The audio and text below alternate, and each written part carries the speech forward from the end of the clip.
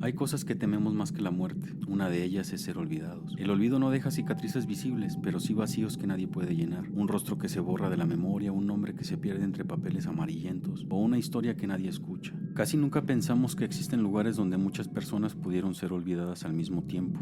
Así, de golpe, donde la sociedad acumuló olvido tras olvido y en donde la memoria colectiva simplemente decidió mirar hacia otro lado. Pero existen. El Hospital Psiquiátrico La Castañeda fue uno de esos lugares. Ese horrible lugar no era solo un hospital psiquiátrico. Durante más de 5 décadas fue un sitio donde la locura, la medicina y el abandono se entrelazaban. Pacientes encerrados en habitaciones estrechas con paredes descascaradas y un olor a humedad que se pegaba a la ropa y a la piel. Algunos apenas podían moverse entre camas oxidadas y colchones embarrados de su propia suciedad, sin ropa limpia ni atención adecuada. Otros tantos amarrados con correas rígidas o medicados con sustancias que les nublaban la mente. Los gritos y los lamentos resonaban entre esos pasillos largos y fríos. Las sombras de los enfermeros y médicos pasaban siempre rápidas, ignorando miradas suplicantes de aquellas pobres almas. Todos ellos fueron invisibles para la sociedad, relegados a un rincón del mundo que nadie quería ver.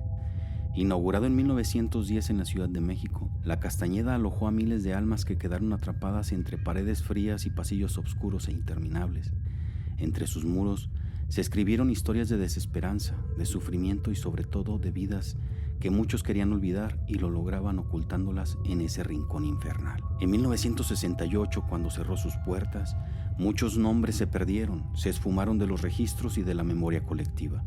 Lo único que queda ahora son historias mutiladas, mal contadas y rumores de la existencia de archivos llenos de nombres que nadie recordaría. De todo el personal contratado para la ejecución del hospital se habla de un archivista, y he aquí su historia. Pedro pensó que su trabajo sería sencillo, organizar los expedientes antiguos de La Castañeda, pero desde el primer momento comprendió que no era solo papel. Cada carpeta contenía una vida atrapada entre paredes descascaradas, colchones sucios y gritos que aún parecían resonar en los pasillos largos y fríos. Cada vida llevaba consigo un silencio que pedía ser escuchado, y él sentía el peso de todos los olvidos acumulados.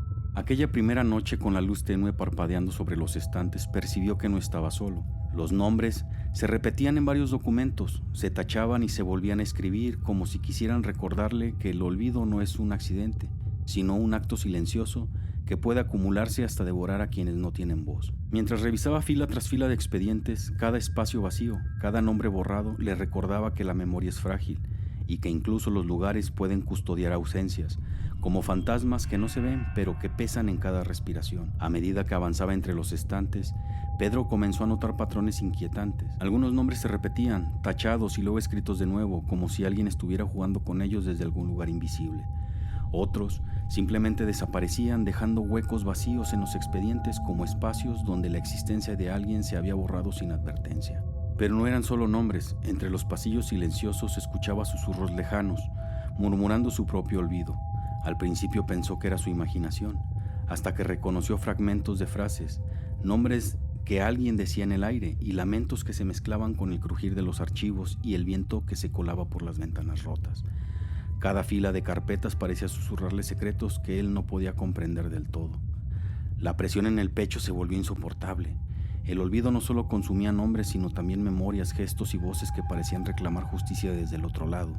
Cuando encontró un expediente que había revisado minutos antes y vio que un nombre había cambiado de lugar y de fecha de ingreso, supo que ya no podía soportarlo.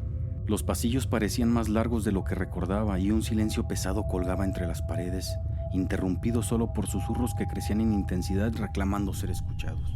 Pedro cerró la carpeta con manos temblorosas, respiró hondo y entendió que debía irse. No podía permanecer más tiempo en un lugar donde los olvidados reclamaban su existencia con voces que ningún ser vivo debía escuchar. Esa noche renunció. Mientras salía del archivo, las voces se desvanecieron lentamente, pero la sensación de abandono y de memoria perdida lo acompañó hasta la puerta. En el silencio que queda tras la memoria perdida se comprende algo que ningún expediente ni registro puede enseñar completamente. Los olvidados no desaparecen del todo. Aunque nadie los recuerde, aunque la sociedad cierre los ojos y pretenda ignorarlos, sus voces, sus memorias, sus heridas siguen flotando entre nosotros, invisibles pero presentes, reclamando un lugar en la historia que nunca debió ser borrado.